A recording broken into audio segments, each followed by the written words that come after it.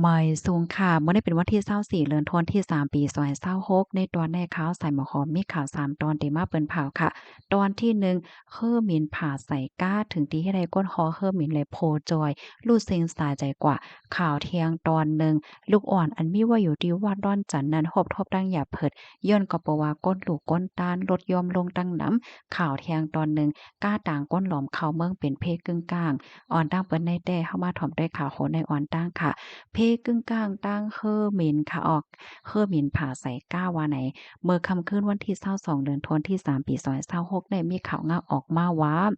ได้เกิดขึ้นเปิงเป็นเฮ่อหมินต่างก้นของสายการบินแอร์แคนาดาผ่าใส่ก้าแขไฟเมื่อพ้องตีลงกึดตีกว้างเฮ่อหมินลากาเดียตีเว้งหลงนิวยอร์กเมืองอเมริกาถึงตีเฮ็ดให้กว้างเฮ่อหมินตีนั้นๆไหลปิกอึดโจข้าว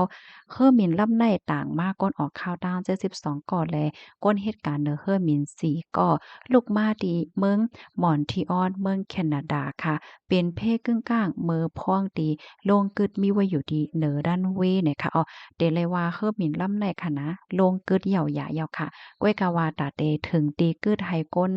ลงเฮอร์มินนั้นแต่ก็ซ้ำมีไว้อยู่ดีเหนือด้านเวจังเนี่ยเมื่อพ่องหนังนั้นเยาวค่ะอันผาหญ้าใส่กาแขไฟนั่น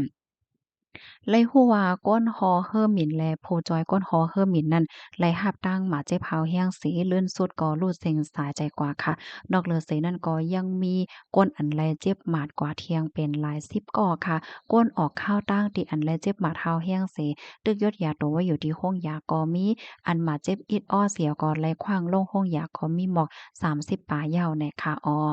เกี่ยวกับเลยลองได้ตั้งฝ่ายภูมิพลพรเขาลาดว่า ก้าแขไฟลำที่อันเข้ามาตีรันเวยนั่นค่ะนะเขาเนี่ยก็ไล่หาบ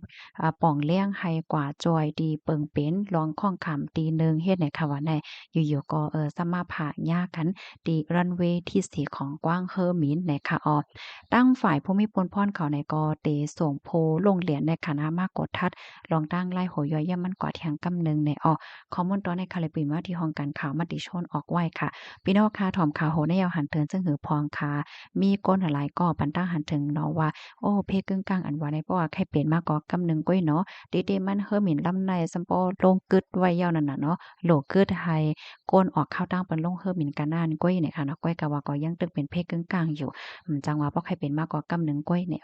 ลูกดีข่าวเงาโหนในเหแลกำในเฮาค่ะมาถ่อมด้วยข่าวเงาแทงตอนหนึ่งค่ะตีวัดดอนจันในมื้อเหลียวก็ฮบทบลองตั้งอย่าเผิดเที่ยงย้อนก็เพราะว่า ก้นหลูก้นตาลในลดลงกว่าในเป็นครึ่งเนี่ยค่ะเมื่อวันที่23เดือนธันวาคมที่3ปี2026เนี่ยมีข่าวงาออกมาว่าอิงเหนือปางตึกอันเป็นว่าอยู่ดีปอดวันออกกลางนั่นสิเฮ็ดให้เตึกเคิกต่อที่ในเมืองไทยแน่ละลายตอนค่ะเนาะว่าแต่เป็นขันน้ำมันขันกลกาตั้งขายว่าสว่าเจิ้นไดเนี่ยค่ะเลือสินั่นก็เตึกเคิกป้าลูกหวานผ่านปอแม่อันมีไว้อยู่ที่วัดดอนจันเจเว้งเมืองเจดอนเกียงใหม่ค่ะ ที่วัดดอนจันทน์นั่นเนาะก็รับเลี้ยงไว้ลูกอ่อนผ่านบ่แม่บอกเก่าปากก้อเจ้าในเนี่ย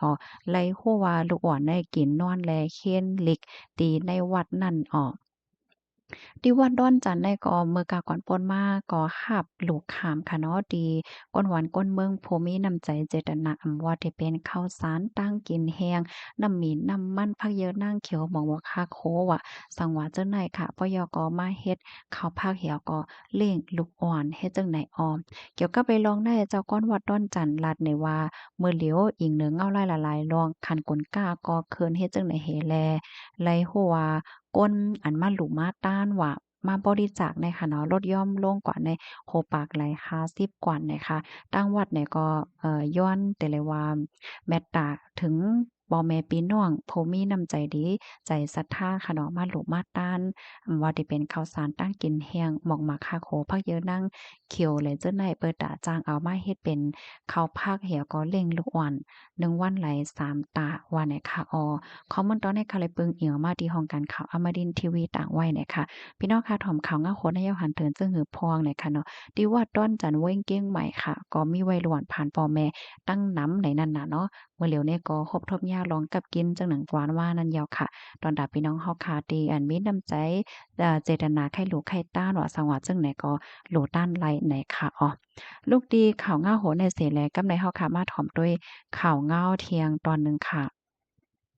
อันนี้ก็เป็นเพกึ่งกลาง ก้าต่างก้นหลอมเข้าเมืองแลนปลายเจ้าหน้าที่และปินล่มกว่าในดีเจเว้งชุมพรเจดอนชุมพรเมืองไทยปอจันนั่นก้าต่างก้นเมืองคมต้มหลอมเข้าเมืองไทยลำหนึ่งฮอเลียนปลายหลานกดแจ๊ดเสียวก็เลยเป็นเพกึ่งกลางปินล่มกว่าหิมค้างตั้งว่าไหนค่ะฝ่ายบริหารเขาแต้มต่างว่าเมื่อวันที่23เดือนธันวาคมปี2566ได้มีกาลำหนึ่งค่ะเนาะ เดี๋ยวเลยว่าผ่านลานกอดท่าเสียกอคอแลนปลายแปดก็เปิ้นนั่นแลเจ้าหน้าที่เขาไม่ลองทางเทิมสิจังเอาก้าลำจอมตั้งหลังค่ะก้าลำนั่นฮ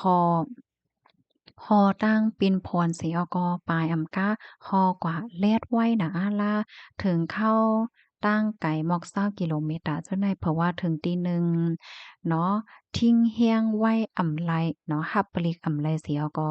ผ่าหญ้าเตตั้งเหย้าเหเอาล่มปีนกว่าจังไหนเพราะว่ากว่าทัดด้วยในจึงก้นฮอก้าเป็นจ้ายอายุหมอก28ปีในกานั้นมีก้นขี่ม้าจอม12ก้อเป็นก้นเมืองคมตุมมีวัดไวหมายพังสังกัดกาแลมีผู้ไลภัยไลหับหมาดเจ็บแห้งใน